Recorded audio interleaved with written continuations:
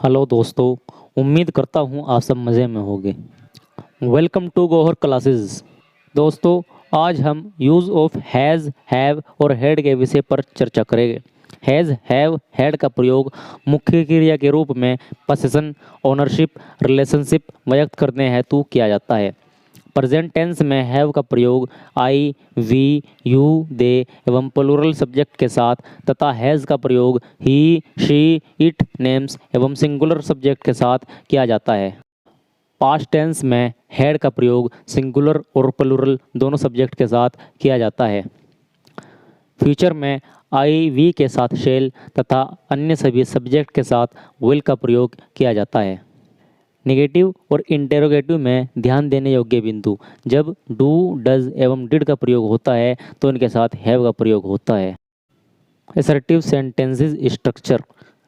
दोस्तों, एफर्मेटिव और नेगेटिव दोनों असर्टिव सेंटेंस के पार्ट होते हैं।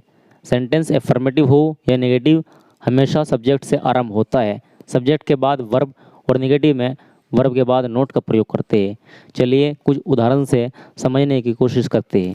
राशिद के एक भाई है। Present tense affirmative sentence singular subject. दोस्तों, राशिद सिंगुलर है तो वर्ब हैज़ आएगी। Rashid has a brother. Saina की दो बहनें थी। पास्ट टेंस एफर्मेटिव सेंटेंस, यहाँ पे भी सब्जेक्ट सिंगुलर है। Saina had two sister. दोस्तों, पास्ट की वर्ब हैड है। मेरे पास एक कार है। प्रेजेंट का affirmative sentence I have a car. I के साथ दोस्तों हैव का प्रयोग करते हैं। उसके पास एक बल्ला है। He has a bat. दोस्तों, सिंगुलर सब्जेक्ट है और प्रेजेंट की वर्ब होती है हैज़। उसके पास एक सुंदर साड़ी है। She has a beautiful sari. दोस्तों, यहाँ पे सी सिंगुलर सब्जेक्ट है और उसके साथ हमने हैज़ का प्रयोग किया है। तुम्हारे पास मेरी किताब है। यू और यू के साथ दोस्तों हम हैव का प्रयोग करते हैं क्योंकि टेंस प्रेजेंट है। You have my book. हमारे पास एक बड़ा फार्म हाउस है। We have. दोस्तों, यहाँ पे सब्जेक्ट वी प्लूरल है तो उसके साथ हमने हैव का प्रयोग किया है। We have a big farm house.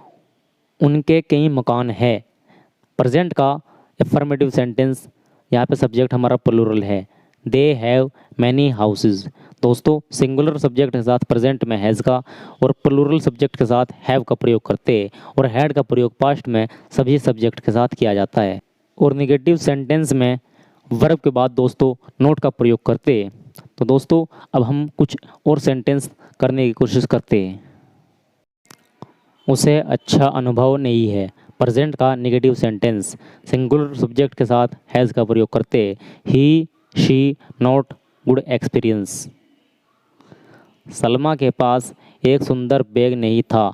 Past का नेगेटिव सेंटेंस सभी के साथ हैड का प्रयोग करते हैं। Salma had not a beautiful bag. Past में सभी के साथ हैड का प्रयोग। मेरे पास एक बड़ी कार होगी। Future tense I shall have a big car. गाय की एक लंबी पूंछ होती है। Cow has a long tail. Rahim का कोई मित्र नहीं था। पास्ट का नेगेटिव सेंटेंस सब्जेक्ट के बाद हैड और हैड के बाद नो का प्रयोग करेंगे। कोई नहीं के लिए दोस्तों नो का प्रयोग करते हैं। रहीम हैड नो फ्रेंड्स। उसे अंग्रेजी का अच्छा ज्ञान नहीं है। दोस्तों, इस सेंटेंस को हम दो तरीके से बना सकते हैं। पहले केस में हम ही के साथ हैज़ और हैज़ के बाद नोट का प्रयोग करते हैं और दूसरे केस में दोस्तों चूँकि हमारा सब्जेक्ट सिंगुलर है और सिंगुलर सब्जेक्ट के साथ प्रेजेंट में डज का प्रयोग करते हैं। He does not have good knowledge of English. कुत्तों के चपटे दांत नहीं होते हैं। प्रेजेंट का नेगेटिव सेंटेंस दोस्तों प्रेजेंट के नेगेटिव में हम प्लूरल सब्जेक्ट के साथ डू का प्रयोग करते हैं क्योंकि डॉग्स प्लूरल है। Dogs do not have flat teeth. उसका कोई भाई नहीं था। पास्ट का नेगेटिव सेंटेंस और पास्ट में दोस्तों हम डिड का प्रयोग करते हैं। ही डिडंट हैव एनी ब्रदर। कोई के लिए एनी का प्रयोग करते हैं। उसके घुंघराले बाल नहीं थे। पास्ट का नेगेटिव सेंटेंस सब्जेक्ट है he didn't have curly hair, घुंघराले बाल को करली हेयर बोलते हैं।